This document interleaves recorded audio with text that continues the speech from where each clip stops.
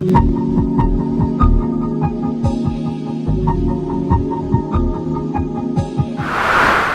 so how do I stay motivated? It's probably one of the most common questions that I get asked as a coach.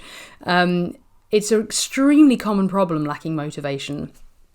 But step one may actually just make the problem null and void. Okay, so step one, the first tip that I would give you, the first piece of advice is don't fall into the trap of waiting for the motivation to arrive before you start cracking on. It would be amazing if every time we have to sit down and get on with something, we could feel motivated, charged up, geared, ready, let's go, let's do this. Grr. If we could do that every single time, fabulous. That would be great, wouldn't it? We'd all love that.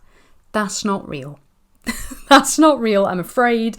That can't happen. So tip number one is get that idea out of your head that in order to stay productive, you have to feel motivated all the time. There's a difference between having a motive to do something and feeling motivated. Don't get me wrong, I'm going to come to this. There are a few tips that I can give you to kind of get a hit of motivation where you can actually feel it. I'll get to that, so hang 10. For now, however, do certainly get it into your head that in order to be productive, you don't have to feel motivated. You just have to get things done. So, you know, there are those times those days when you're not in the mood. You are really not in the mood. You've got to get up, drag your ass out of bed, get yourself to work, and just start doing whatever it is you're supposed to be doing.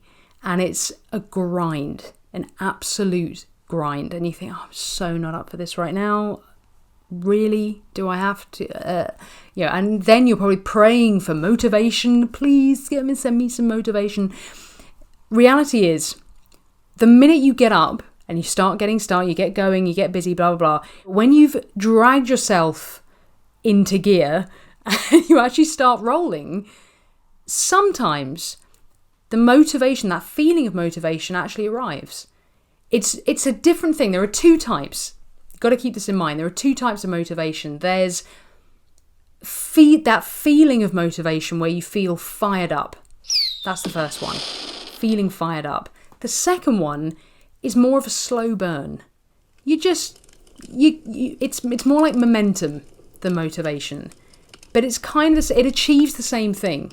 And sometimes, to be honest, momentum is enough because you're getting stuff done. The result of getting stuff done is you start to think, okay, I'm moving closer to my goal here. I'm actually making progress. And oh my God, I start to feel motivated. That's how it goes. So don't wait for motivation. Just get started. Jump straight in, start rolling, start going through the motions. And before you know it, you'll be making progress. And that progress will be enough to fire you up at least a little bit. Won't be huge. I get that. We'll come to that. Won't get that surge of, oh my, I could do anything and accomplish anything, that kind of thing. But it's enough to get you and keep you moving, keep you productive. Okay? So don't wait, just take action. That's tip number one. Tip number two is keep your why very clear in your mind. Motivation, you'll have heard this. You do need a motive in order to do anything. There's no point doing something without a reason. And if you've forgotten the reason, albeit temporarily, your motivation's going to flag. So,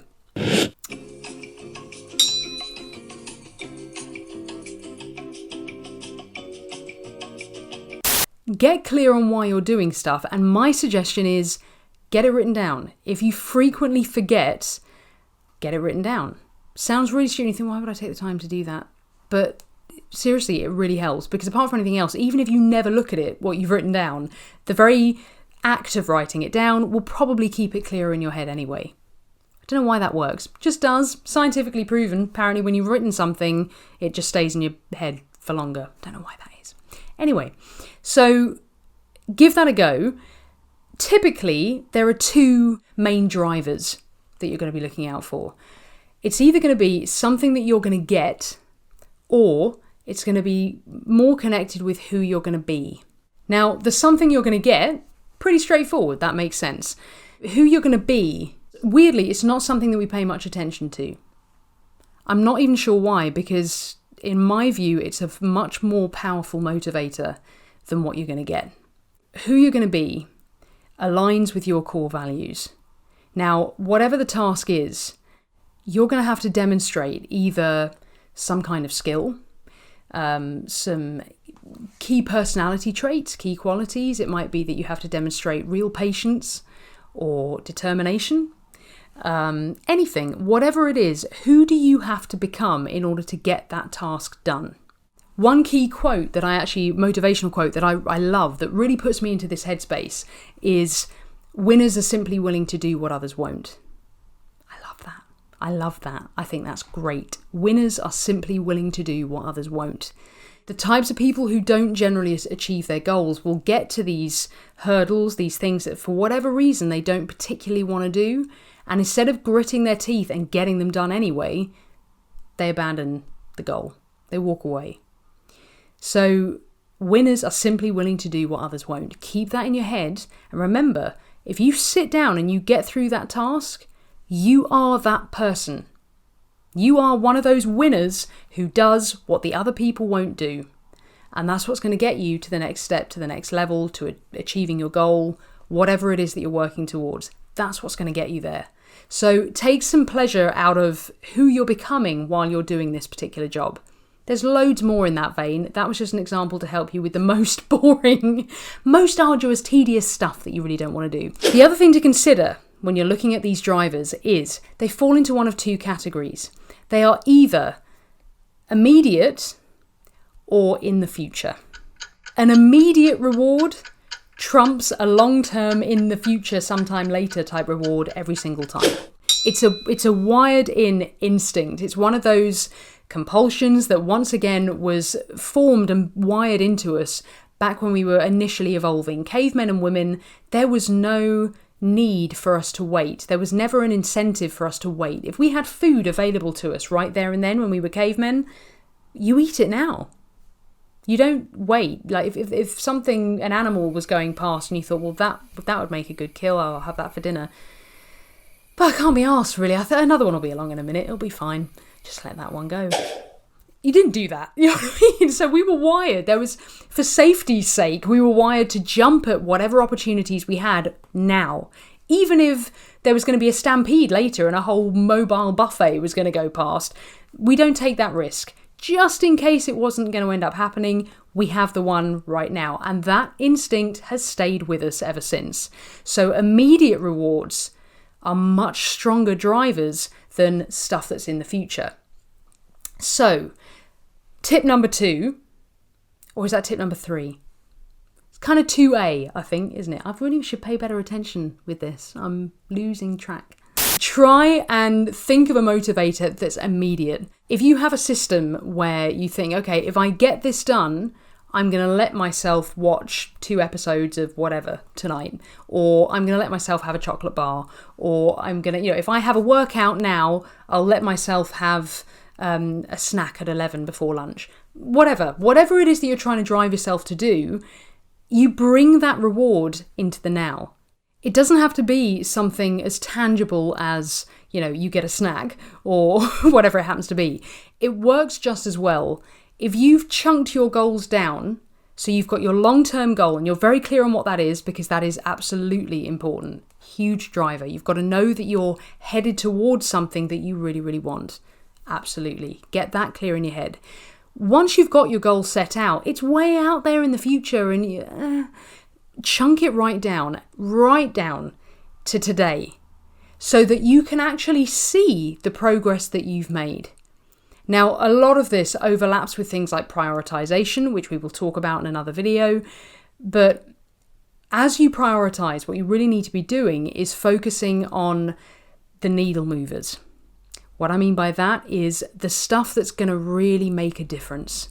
Do something that is going to take you closer to your end goal, whatever that end goal is. That's what's really going to make the difference, because at the end of the day, you can get that immediate satisfaction, in other words, that immediate reward, you can get that from being able to see, albeit in tiny, increments, you can see yourself getting closer to your goal, see yourself getting closer to your end result. That's motivating. I've got less of a distance to go now than I had this morning. great. That can be a really big motivator. So one way or another, get it chunked down and find a way to make your rewards immediate, because neuroscience-wise, that's the way forward. Tip number 3, do the work to keep yourself motivated.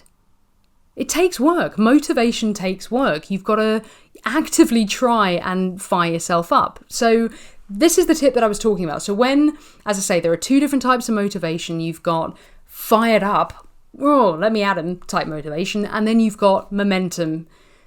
I'm ticking along. This is more long term. But when you want a hit, a proper motivation hit of getting fired up, think back to the last time that you felt that way. What triggered it? Was it a particular film? Was it a conversation with a particular person? Was it a song? Or was it, I don't know, anything? Was it something you read? Think of all the things, and if need be, make a list. Again, get them written down. Make the effort, do the head work. Head work is where you actually get all these things in order. You get them organised so that you don't have to keep asking yourself these same questions over and over again. Oh, I keep losing motivation. How am I going to get motivation? How do I stay motivated? How do I build self? These are questions we all ask ourselves, but if you get stuff written down as you work it out, you won't have to keep going over old ground. So get it written down. What are your sparks? What are the key things that just push your buttons? For me, which you'll probably know from the film and TV corner, I like movies. I get very inspired, very motivated by movies, and that works for me. So if I really need to get my head in a good state, if I've got time, I will watch a movie, or at least I'll watch a bit of one just to get myself fired up, get myself in the zone. Works for me, may not work for you, but something will. Something will. When I'm doing work, particularly if it's quite an arduous sit down at the desk type task, I will listen to film soundtracks. Oh, they're brilliant. They're so well written, and they get me so fired up. I can't listen to ordinary music with lyrics because I'll end up writing the lyrics and or singing and annoying everybody. So I have to listen to something without lyrics anyway.